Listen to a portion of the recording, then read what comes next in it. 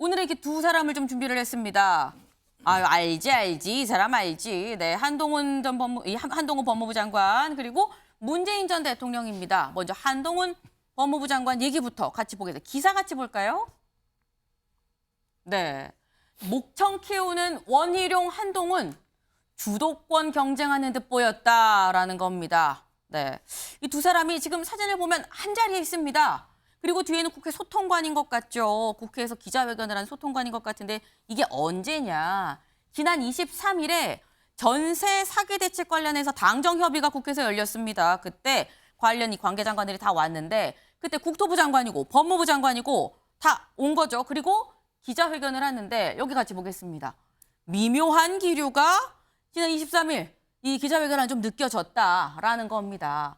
전세 대책을 발표하는데 국회고 당에서 사실 관계대책회의 소집을 했는데 당보다 적극적으로 두 사람이 나섰고 원희룡 장관이 내가 좀 부연 설명을 하겠습니다라고 나서고 한동훈 장관이 좀 길어도 됩니까? 마무리 이 얘기도 했다라고 하는데요. 목소리 그날 23일 무슨 얘기 있었는지 같이 좀 영상으로 보고 오시죠. 사기 피해 물건들을 사서 그 피해자들을 우선순위를 부여하겠다는 거죠. 공공임대로 들어올 수 있는. 그래서 추가 예산은 전혀 들어가지 않습니다.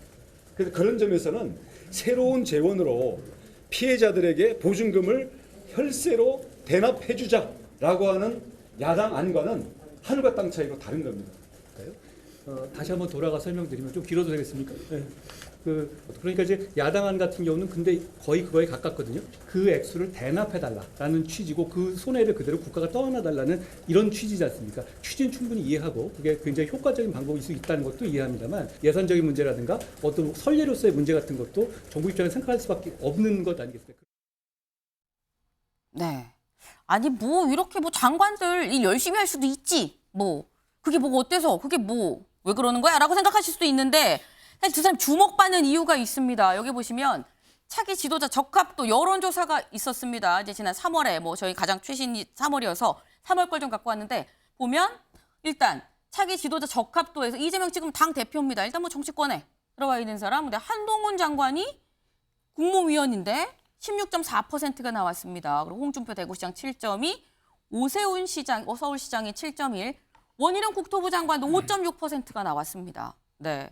지금 이 5명 중에서 국무위원이 2명이나 들어갔어요. 한동훈, 원희룡. 네. 사실 오세훈 시장, 홍준표 시장도 뭐 반 정도 걸쳐 있다라고 볼 수 있는데 이러다 보니까 지금 두 사람이 한 자리에 모여 있는 네. 아까 그 같이 본 약간 미묘한 기류가 느껴지는 듯한 지금 이런 상황에 대해서 많은 사람들이 좀 주목을 할 수밖에 없는 상황입니다. 근데 이거는 주원규 의원님. 네. 장관으로 아까 말씀드렸죠. 장관으로 제가 좀 더 부연 설명하겠습니다. 좀 길게 얘기해도 되나요? 장관으로서는 일 열심히 하는 걸로 볼 수 있지만 지지율을 보면 일단 굉장히 상당하거든요. 눈길이 안 갈 수가 없습니다. 그 선입견은 아니지만 지금 두 가지 부분에서 부적절해 보입니다. 이게 보시면 당정협의회거든요. 근데 당은 안 보이고 정만 보이는 느낌이에요. 지금 두 장관께서 나와서 공격적으로 민생 관련 어떤 대책을 발표하시는 느낌은 좋지만 네. 원래 이 박대출 정책위원장이 이렇게 제출했던 그 부분에서는 이것이 특별법이라든지 그런 네. 부분에서의 어떤 기여도를 같이 논의하자라는 부분이기 때문에 이게 부적절한 느낌이고요. 네. 앞서 나가는 것은 아니지만 만약에 이러다가 두 분이 내년 총선에 출마하지 않으신다라고 얘기한다면은 네. 그러면 중량감만 더 키우게 되지만은 당에 남아 있는 분들의 인재 등용이라든지 공천은 어떻게 해야 될 것이냐라는 것에 대한 조금은 어떤 정무적이나 정치적 판단이 좀 부적절하다고 저는 생각이 들고요. 또 하나만 말씀을 드리면은 네. 이 두 분께서 지금 말씀하시는 거는 정치인 같은 발언을 많이 하세요. 그러니까 피해 보전액을 뭐 대납을 해줄 수 없다라든지 현행법상 그런 전례가 없다든지 그렇지만 제가 봤을 때는 이거는 기본 주거권에 해당하는 문제인데 그런 부분들을 마치 원론적인 부분만 얘기하는 거에서 두 분의 정무위원, 국무위원께서 보여주시는 엘리트 의식이 과연 국민들에게 소구력이 있을 것인가라는 의문이 듭니다. 국무위원인데 적인 언어로 얘기를 하니까 자꾸 정치인처럼 같이 보는 거 아니겠느냐 뭐 이런 말씀이신 것 같은데 김병민 최고님. 네, 일단은 당이 주도권을 갖지 못하는 것 아니냐는 지적에 대해서는 반론하지 않을 수가 없는데요. 전세 사기 피해 문제가 굉장히 커다란 사회적 이슈가 되고 있을 때 박대출 정책위 의장 중심으로 또 김기현 당대표가 중점적으로 이 문제 해결을 위한 당의 노력들을 촉구하기 시작했고 거기에서부터 박대출 의장과 당정회의가 수차례 거쳐온 겁니다. 원희룡 장관의 목소리가 조금 크게 들릴 수밖에 없었던 이유는 다양한 보완 대책들을 마련하게 되는데 그 중에 제일 좋은 일단 첫 번째 대책은 우선 매수권을 통해서 이 사기당한 피해 주택을 경매로 넘어가기 전에 매수하는 일이지만 그거를 또 원치 않는 분들도 계십니다. 그럼 그분들께 어떤 방식으로든지 간에 현재 있는 집에 살게 해주는 제도가 필요할 텐데 네. 그를 위해서 LH가 평상시에 매입하게 되는 임대주택을 추가 매입해서 그 부분들을 혜택을 돌려드릴 수 있는 게 국토부 장관의 역할이거든요. 네. 거기에 대한 제도적 설명들을 원희룡 장관은 국토부 장관으로서 힘줘서 얘기할 수밖에 없는 것이고 한동훈 장관 입장에서는 조금 전에 오히려 야당이 주장했던 문제에 대해서도 그 내용들에 대해서 생각해 볼 수는 있는 이야기라고 전제를 깔고 이야기를 합니다. 하지만 문제는 전체적인 피해당한 주택들이 일파만파 커져나가게 됐을 때 기존에 있었던 사람들과의 형평성 등을 들어서 이 모든 것들을 사실 정부가 다 떠안아서 해결하기에 어려움이 있는 법적인 문제를 설명하고 있는 과정이거든요. 전체 있는 풀텍스트와 그리고 박대출 정책위 의장이 야당이 있는 정의당, 민주당의 정책위 의장과 만나서 법을 신속하게 처리하기 위한 노력들을 생각해 보게 된다면 당과 정부가 손발을 맞추고 또 여당과 야당이 함께 손발을 맞춰서 최대한 필요한 조치들을 해나가고 있는 과정이 있다는 말씀을 다시 한번 드립니다. 네. 지금 이 기사에 밑줄이 좀 있습니다. 밑줄을 좀 같이 볼까요?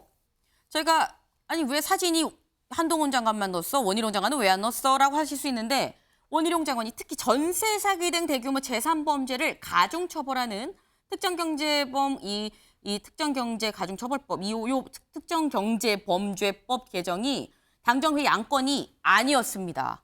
안건이 아니었는데 당일 이 지금 한 장관이 즉석으로 좀 제안을 해서 이게 좀 포함이 됐다. 그러니까 뭔가 굉장히 지금 열심히 지금 하고 있다라는 건데 한 장관이 요거 말고 요즘에 굉장히 반복해서 얘기를 하고 있는 게 있습니다. 마약과의 전쟁. 네. 마약과의 전쟁.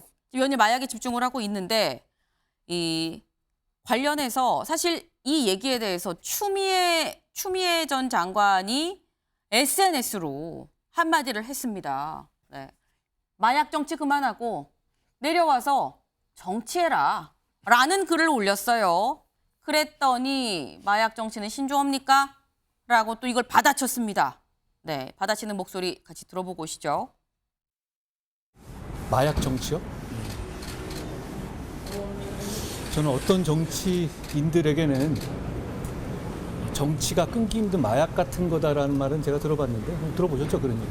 근데 마약 정치라는 얘기는 제가 처음 들어보네요. 이게 추미애 전 장관이 새로 만드신 신조어인가 보죠.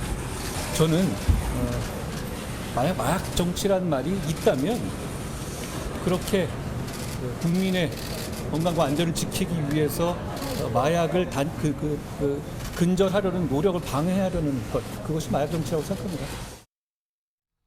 네, 아니 뭐 마약 정치. 네, 지금 추미애 전 장관은 마약 정치 그만하고 내려와서 그럼 차라리 본격적으로 정치를 하십시오라고 얘기를 했는데 마약 정치가 뭡니까? 그거 이 추 장관이 만든 지금 신조어입니까?라고 지금 한동훈 장관이 받아쳤습니다. 네.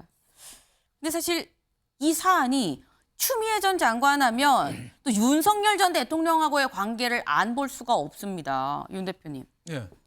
세간에서 사실 나오는 그러니까 윤 대통령이 될 수 있었던 데는 추미애 전 장관이 있어서 가능했다 이런 얘기를 하거든요.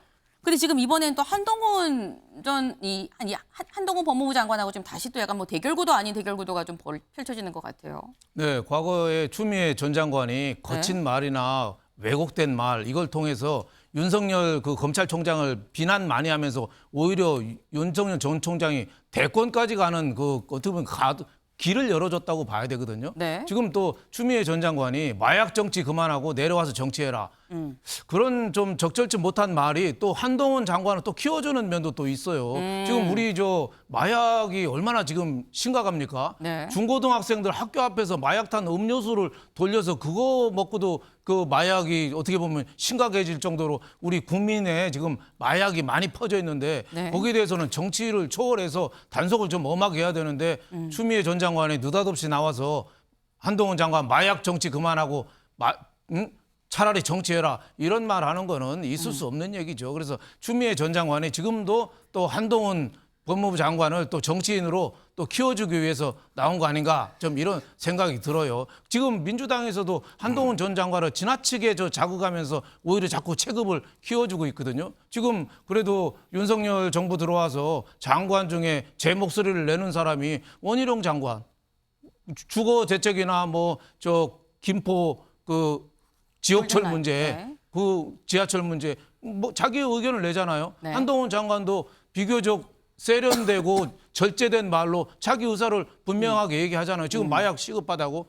그런 측면에서 좀 긍정적으로 봐야 되는데 저렇게 일방적으로 비난하니까 오히려 정치적인 책임만 자꾸 높여주는 거 아닌가 이런 생각이 듭니다. 네, 안 그래도 지금 유튜브 댓글로 질문이 지금 추미애 전 장관이 또 한동훈이 띄우는 거 아닙니까? 한동훈 장관 띄우는 거 아닙니까? 라고 수우님이 올려주셨는데 답변이 지금 말씀하시는 게 됐어요. 근데 이상식 실장님, 네.